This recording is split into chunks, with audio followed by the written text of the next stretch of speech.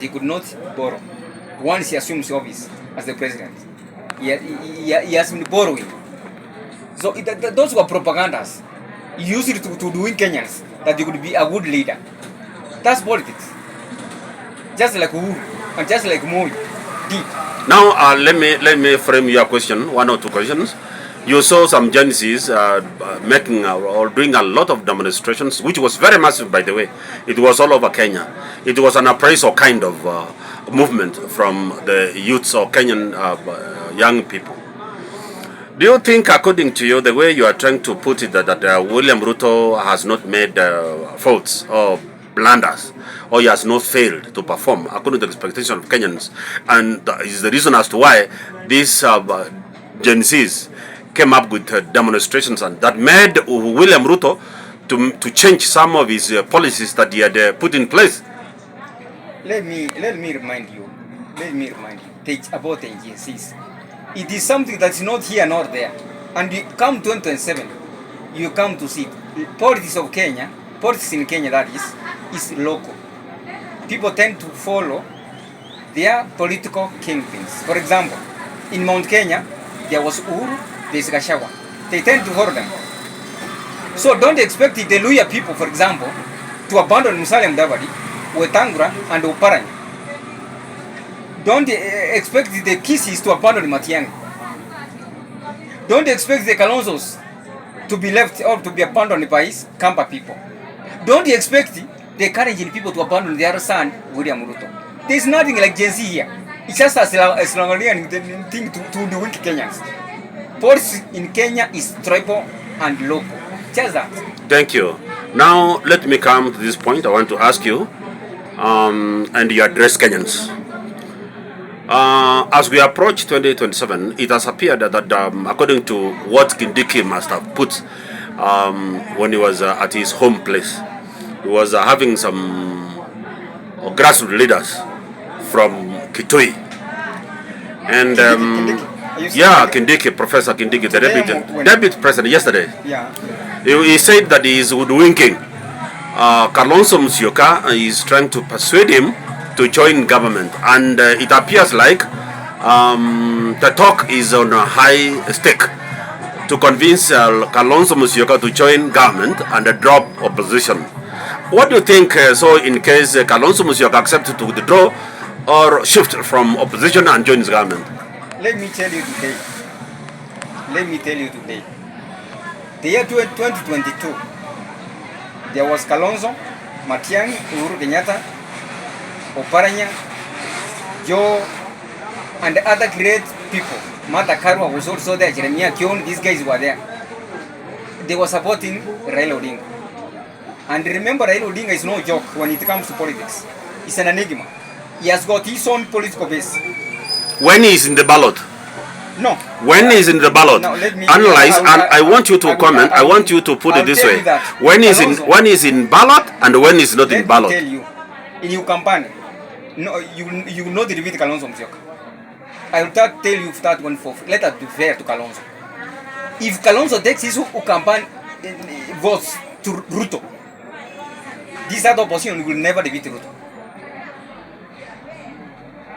The only person who can shake Ruto currently if Raila abandons Ruto. And if that will be the case, Kikuyu will go to Ruto camp. Okay? Let me tell you. The problem in Kenya today, Ruto is not the problem.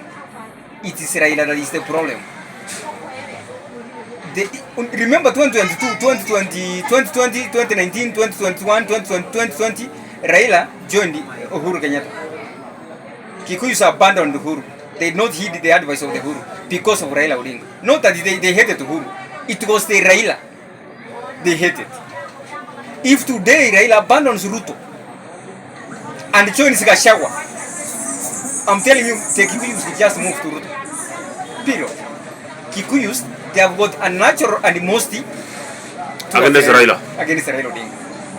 If, for example, I want to give you an example. You Kenyans, let us imagine, it's an imaginary thought. It's not, and I thought that it's here or there, but I want to imagine if 2027 Raila runs for presidency against Ruto, two people, assuming 2027 it will be two people. With all these animosity we have got against Ruto, Kenyans have against Ruto. If Raila goes to the ballot with Ruto, or the only two, Kikuyus will vote Ruto. Which means these people, Kikuyus are just winning Kenyans. It's not that it's bad, it's Raila Odinga. If two people go to the ballot, Raila and Ruto, I'm telling you, Kikuyu will vote Ruto. They will forget all these problems and killings Ruto has done. They are accusing him of. So it's Raila Odinga who's a problem. Thank you. For Kikuyus. Thank you. Now, may I ask you another question? There's a question that you asked me about agencies. Let me tell you, Kenyans, please. And I want to plead with you, Kenyans, please. Before you accuse Raila, go to the constitution. What it says when it comes to overthrowing the government. There are 3 ways in which the president can get out of office. 4 or 5. The constitution is very clear. It has given the procedures or reasons that can make the president to be out of office, and you replace the deputy. If you send the president out of office forcefully, there are repercussions. It will not be business as usual. Because this man known as Ruto has got these supporters. I want you to understand how to make the difference between making a coup against the elected government or president and demonstrations to register by its own citizens who elect that president, to register their complaint to the president of, by then, the president of any republic. When there is demonstrations or protest, it means the public, all electorates are speaking where they are dissatisfied with the government or president at the time. No, okay, overthrow, it means carrying weapons, very serious weapons, heavy weapons, and so attacking all government installations, and even the president himself from at State House or his own home, which is actually illegal. And so in Kenya, it wasn't the case. What was the intention of the agency then? Assuming they are Ruta angekuwa ametoka, tuseme Ruta ametoka. Genesis were trying to register their complaints or their disgust on the administration of William Ruto. Especially, if you remember, we had the finance bill 2024. When you express the disgust, yes, it is your democratic right. Not to the extent of going to the extent of sending the president out of office. The president is a unifying factor. If we abandon the office and runs maybe, for example, to Zambia, and he leaves the country, you can imagine that scenario. Yes, Ruto is a bad person, but you have demonstrated to the extent he has run away. Now, what will happen thereafter? Think of that. Thank you. Now, let me... do you think it would have been Chikachawa who would have taken office? According to the constitution, in case of the president should have removed or resigned from being president, obviously, according to the Kenyan constitution, the deputy president takes over. But let me ask you this question I wanted to ask you. Before you proceed, please, assuming Ruto would have just deserted the office and leave Gachagua to take over. Deserted? What do you mean by desertion? When you desert from office, and more so an elected office, it means you have resigned. No. Or you vacated from office. But in which way? That is to vacate from office. By people to force him to go out of office, isn't it? Yes. Assuming if that demonstration. Not by force, mind you, it's by demonstrations. Yes, by protests. I want to tell you, Kenyans people are divided down the middle. Ruto has his own people, almost half of that Gachagua. Assuming Ruto, Gachagua had taken office, and you could see how parliament was. The impeachment that was done by the parliamentarians, it's almost 290 MPs. Assuming Gachagua would have forced this way to president, they would have again impeached him. It would have been an impeachment all the time, or it will be impeached, that way, it will be chaos. Thank you. Now, let me ask you as a Kenyan. Do you think parliamentarians were happy with Gachagua? Let me ask you as a Kenyan citizen. They could not have allowed him to be... I want you to listen. I want you to listen. I have a question. And this one I want you to confirm to Kenyans. According to you, as we approach 2027, of all these presidential candidates who have declared their interest to be president of the Republic of Kenya at the general election 2027, if is so, they go to the ballot, up to the ballot, all these candidates, apart from William Ruto, who do you think, according to you, who do you think? All of them.